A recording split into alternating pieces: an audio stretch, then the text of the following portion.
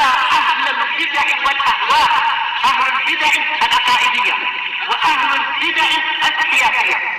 أنا أقول بيننا وبينكم السلف، بيننا وبينكم الكتب، كان فيقول البدع بيننا وبينكم. الحمد لله رب العالمين،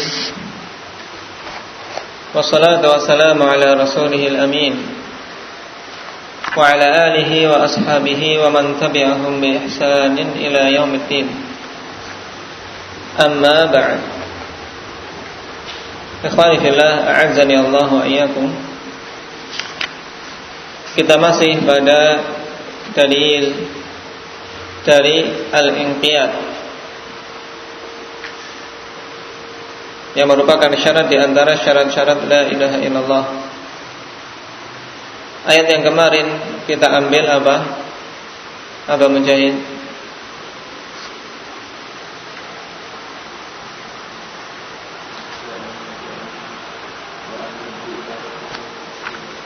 Wa anibu ila rabbikum wa aslimu lah, yang menjadi syahid bahwasanya inqiyad itu syarat la ilaha illallah. Wa aslimu, bagaimana pendalilan dengannya?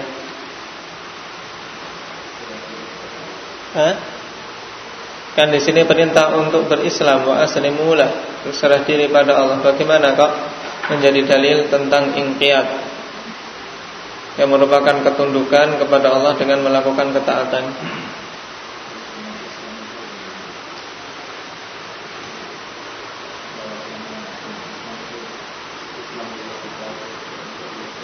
Nah, karena Islam adalah al-istislamu lillahi bitauhid wal inqiyadu lahu bitta'ah wal bara'atu minasyirki wa ahli.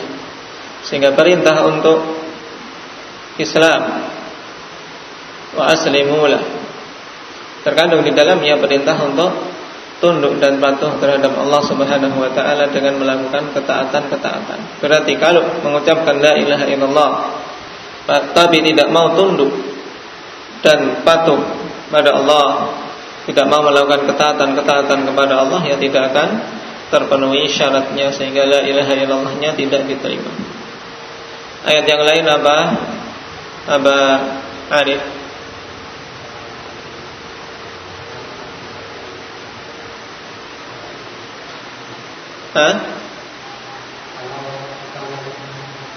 Fala wa rabbika la yu'minuna hatta yuhaqqimuka fima shajara bainahum thumma la yajidu fi anfusihim haraja mimma qadaita wa yusallimu taslima. Syahidnya mana?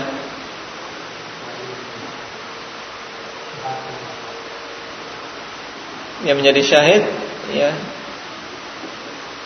akhir dari ayat wa yusallimu taslima, berserah diri dengan sebenar-benar penyerahan, tidak mengayal, tidak menolak, tapi menerimanya dengan zahir maupun batin. Baik, kita masuk pada dalil berikutnya dari As-Sunnah.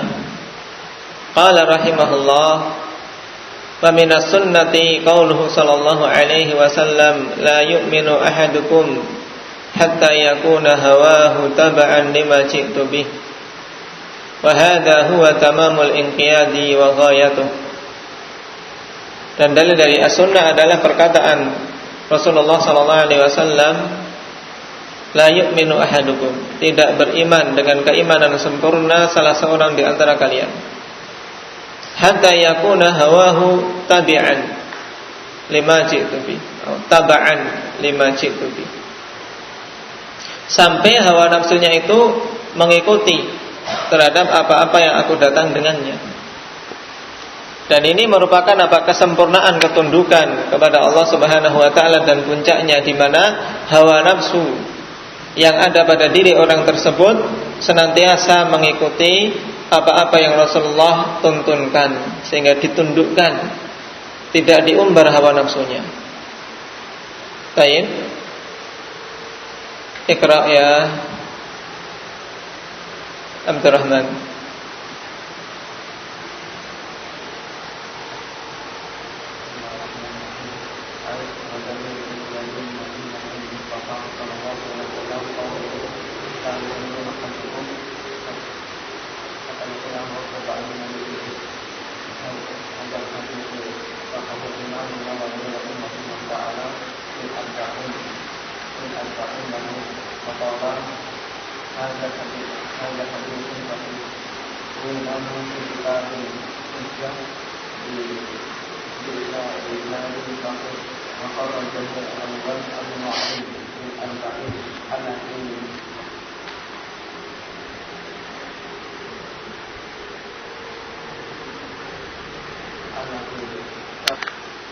Tayyib.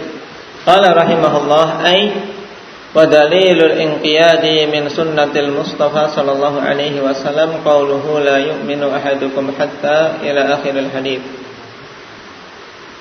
Maksudnya yaitu dalil al-inqiyad dari sunnah al-Mustafa, yaitu dari hadits Rasulullah sallallahu alaihi wasallam, yaitu perkataan beliau la yu'minu ahadukum hatta yakuna hawahu tab'an lima ji'tu bi. Hadzal hadits saqahu al-Imam an-Nawawi rahimahullahu taala fil arba'in lah.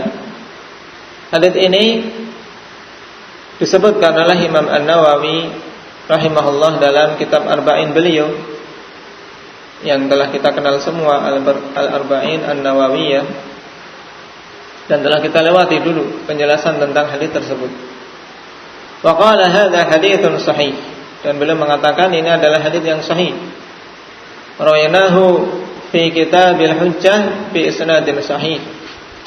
Kami telah meriwayatkannya dalam kitab Al-Hujjah dengan sanad yang sahih.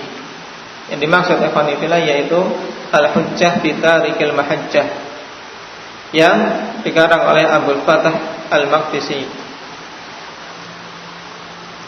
Wa kharajahu aidan Abu Nu'aim fil Arba'in, dan telah mengeluarkannya pula Abu Nu'aim dalam kitab beliau Al-Arba'in,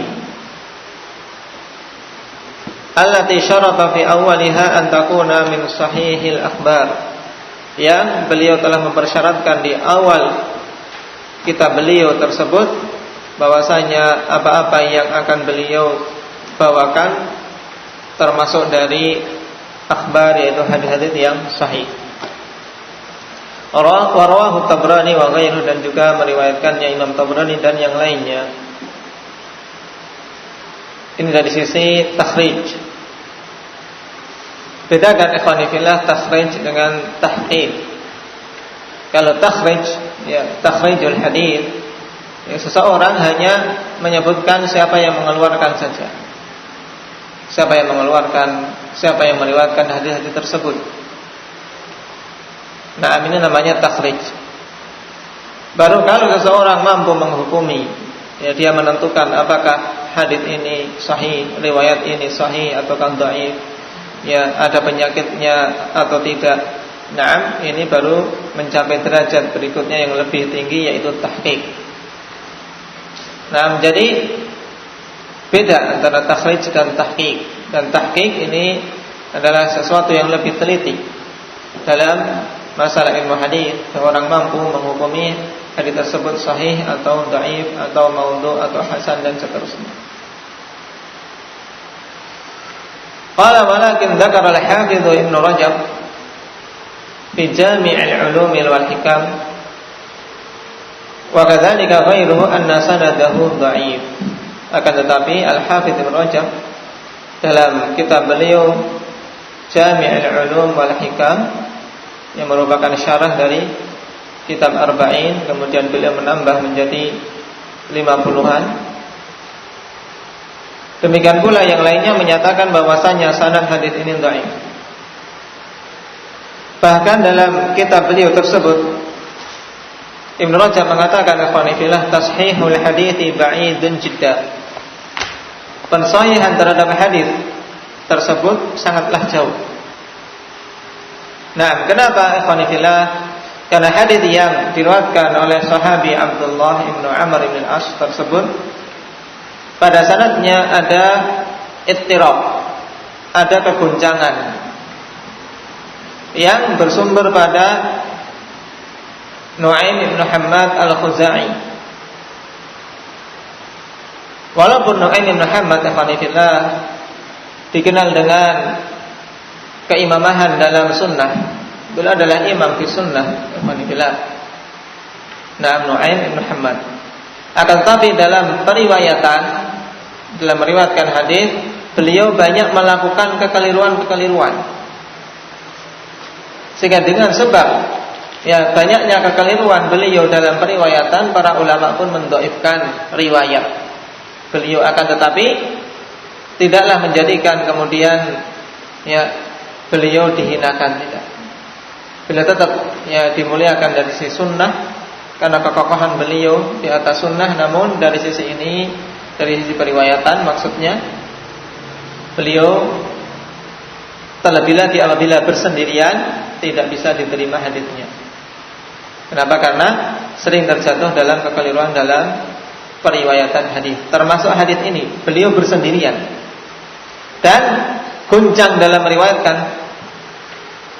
Buktinya, ikhwanifillah, beliau terkadang meriwayatkan dari Abdul Wahhab bin Abdul Majid Ats-Tsaqafi an Hisham bin Hasan, dan terkadang meriwayatkan an ba'di masyayikhatina an Hisham bin Hasan.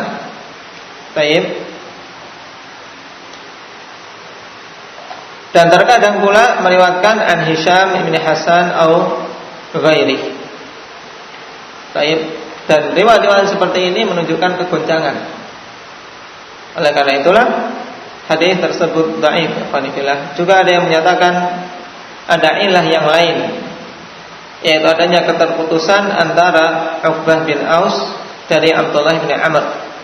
Walaupun sebagiannya telah membela dari sisi ini, dalam artian Uqbah bin Aus telah meriwayatkan dengan tegas bahwasanya beliau mendengar dari Hisham bin Hasan, namun tetap saja hadis dalam keadaan dhaif disebabkan illah ittirab.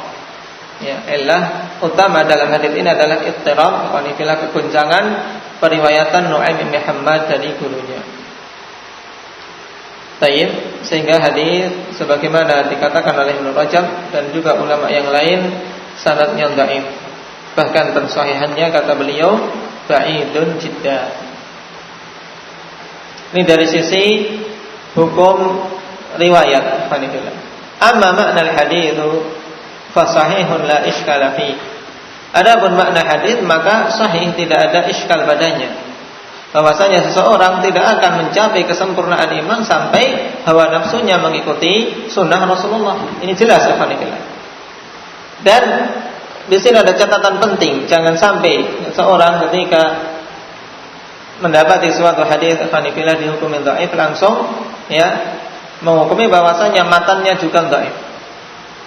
Tidak melazimkan demikian. Karena hadis dhaif dilihat dari sisi periwayatan, dari sisi sanadnya. Adapun dari sisi matan, terkadang ada hadis dhaif yang matannya sahih, yang ditunjukkan oleh hadis-hadis yang lain yang sesuai dari sisi hukumnya. Termasuk hadis ini dalil yang banyak secara umum menyebutkan bahwasanya hawa nafsu harus tunduk kepada sunnah Rasulullah SAW. Kalau hawa nafsu diumbar sehingga dia meninggalkan sunnah Rasulullah, menunjukkan keimanannya belumlah sempurna. Baik, akan tetapi seseorang untuk menyatakan maknanya sahih harus mencari dalil-dalil yang menunjukkan hal tersebut. Tidak kemudian sembarangan, ini hadis dhaif tapi maknanya sahih.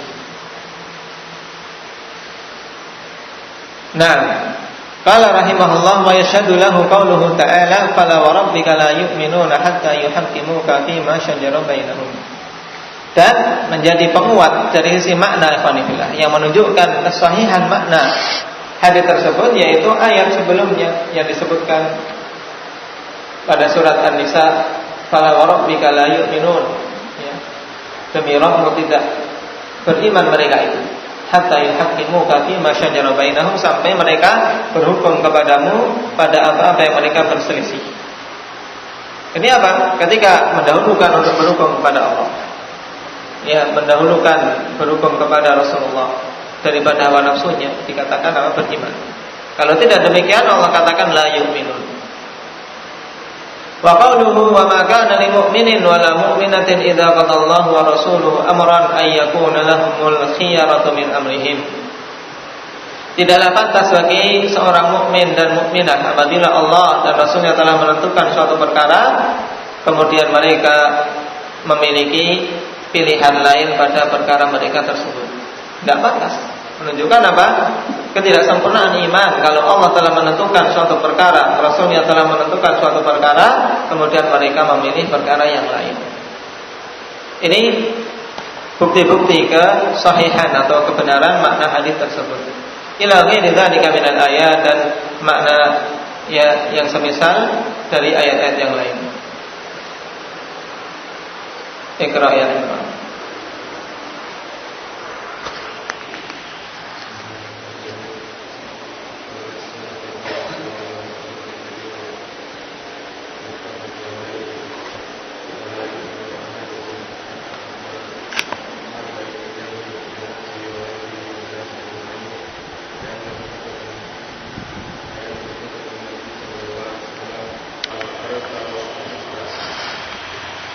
Nah, qala rahimahullah wa min sunnati qauluhu sallallahu alaihi wasallam fil haditsil muttafaq alaih.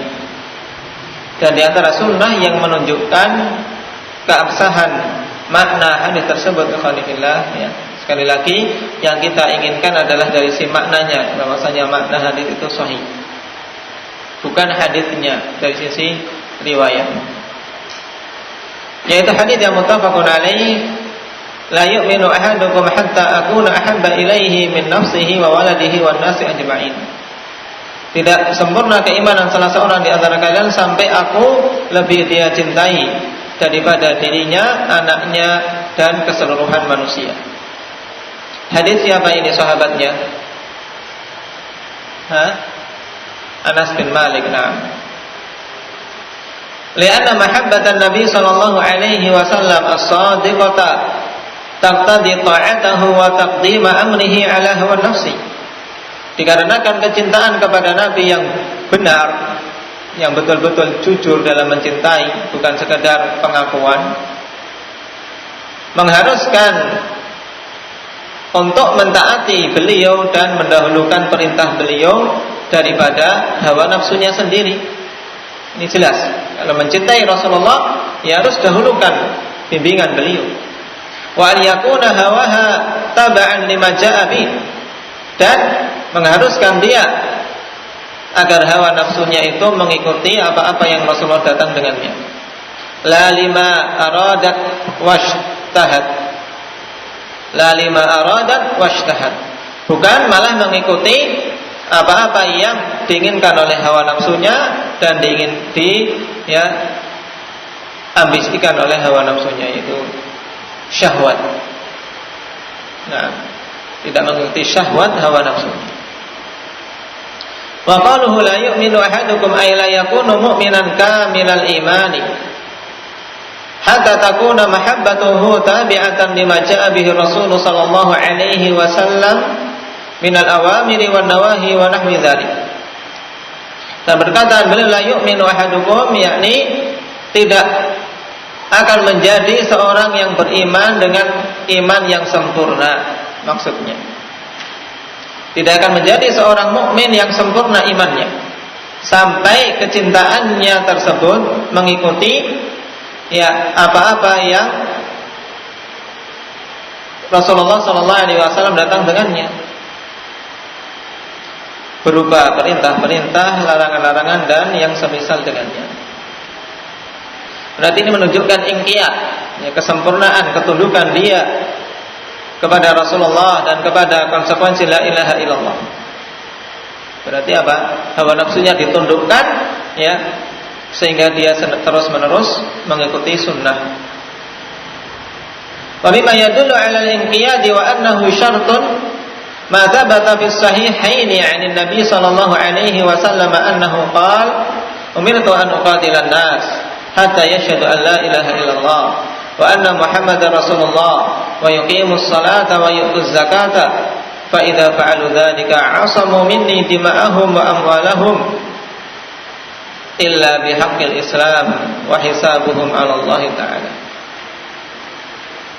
Dan di antara yang menunjukkan bahwasanya inqiyad itu merupakan syarat dari syarat-syarat la ilaha illallah. Berarti ini dalil tambahan ikhwanillah, ini juga dihafal berarti.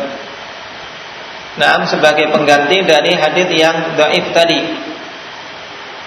Baik.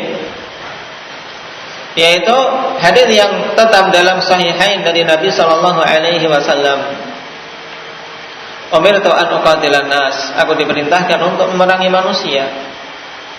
Sampai kapan? Hatta yashhadu an la ilaha illallah, sampai mereka mempersaksikan la ilaha illallah wa anna Muhammadar Rasulullah, dan mempersaksikan bahwasanya Muhammad itu utusan Allah, wa yuqimus shalah, dan menegakkan salat serta menunaikan zakat. Fa idza fa'alu dzalik, apabila mereka telah melakukan hal tersebut, asamu minni dima'ahum, berarti mereka telah menjaga dariku darah-darah mereka sendiri, wa amwalahum, dan harta-harta mereka sendiri, illa bihaqqil Islam, kecuali dengan hak Islam. Dan hak Islam dalam darah misalnya qisas, ya. Kemudian hak Islam dalam amwal, dalam harta, yaitu zakat, tetap diambil walaupun muslim. Wa hisabuhum 'ala Allah Ta'ala, dan hisabnya, perhitungannya itu atas Allah Subhanahu wa taala.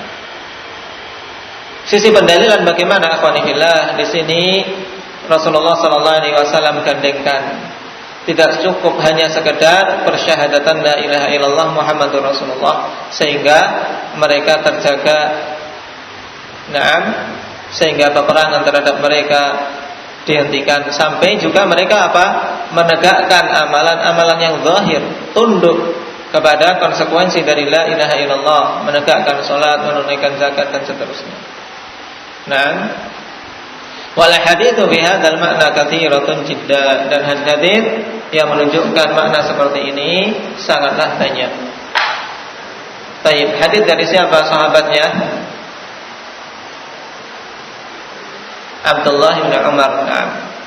Jadi ini yang dihafal ikhwanillah, Abdullah bin Umar dalam sahihain.